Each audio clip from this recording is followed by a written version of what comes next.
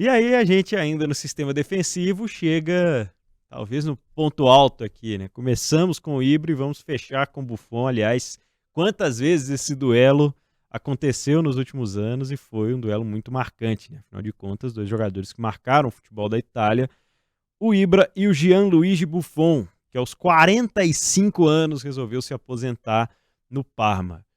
Foi uma temporada em que, por exemplo, 2023 foi o ano em que o goleiro holandês Stekelenburg se aposentou.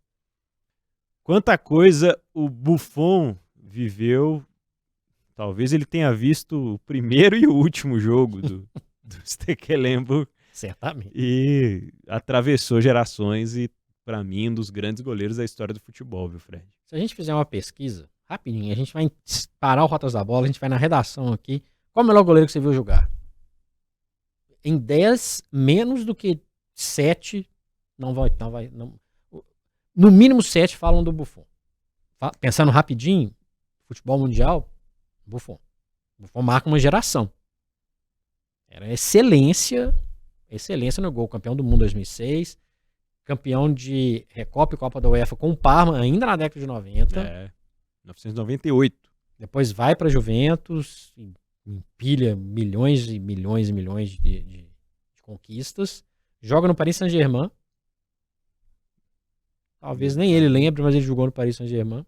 Aí é fácil, né, Buffon? Jogar na Juve e no PSG vai ter vai muito ser campeão todo ano. Vai ter título nacional mesmo. Só faltou passar no Bayern. Extremamente técnico, seguro, arrojado. Poxa vida, esse tá na listinha. Se a gente for fazer aqui, vamos reformular a pergunta. Qual foi o melhor que você viu? Dos 3 melhores que você viu, quantos colocariam o Buffon nessa lista? Aí quase que eu te falaria que são 100%. Né? Verdade. Goleiraço. Faltou a Champions, Fred? Faltou. E isso não mancha a carreira dele em hipótese alguma.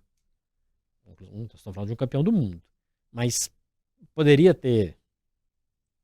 É que a Champions não depende muito do goleiro, né? Às vezes ele vai fazer o possível e levar o time pra decisão, mas alguém precisa fazer o gol, né? Lembrando que ele perde a Champions de 2003 pro Milan nos pênaltis. Porque tinha um outro cara que era acima da média, que também vai estar na lista de muita gente, que é o tal de Dida, que é um cara impressionante. O Dida ganha aquela Champions League. Nem sempre depende do goleiro, mas o Dida também, claro, né? Ganha aquela Champions League.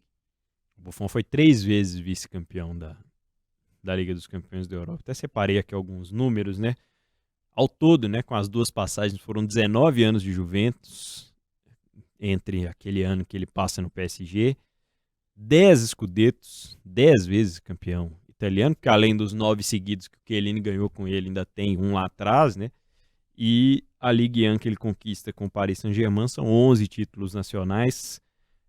Titular na Copa de 2006, estamos falando quase de 20 anos atrás, em que ele já era referência na seleção italiana e está na lista do FIFA 100, né? Que é a lista que a FIFA atualiza dos 100 maiores jogadores de futebol vivos, e o Buffon é um dos integrantes dessa lista.